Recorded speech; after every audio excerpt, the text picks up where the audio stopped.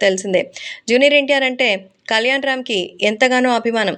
ముఖ్యంగా తన తండ్రి మరణం తర్వాత జూనియర్ ఎన్టీఆర్ కళ్యాణ్ రామ్ కుటుంబ సభ్యుల్ని ఆదుకున్న విధానంతో ఆయనైతే నిజంగానే ఫిదా అయిపోయాడు.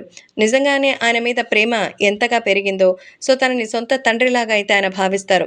జూనియర్ ఎన్టీఆర్ నాకు తమ్ముడుగా కాదు, నాకు తండ్రితో సమానం.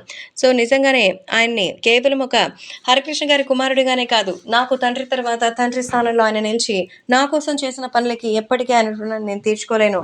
అందుకే నా కోసం ఎప్పటికీ మరి తోడుండేటువంటి వ్యక్తిగా అయితే ఆయన ఉంటారంటూ చెప్తున్నారు. కాబట్టి సోషల్ మీడియాలో సైతం ఈ విషయాలు ఎంతగానో వైరల్ అవుతోంది.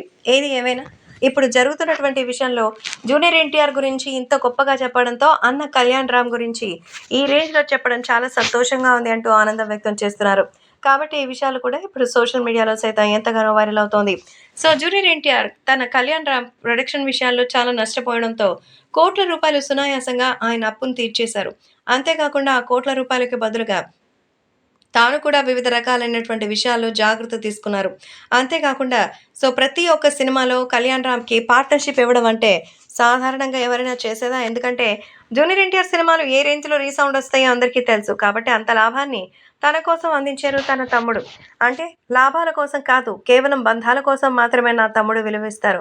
అలాంటి వ్యక్తిని నా కుటుంబ సభ్యుడిగా చెప్పుకోవడం నాకు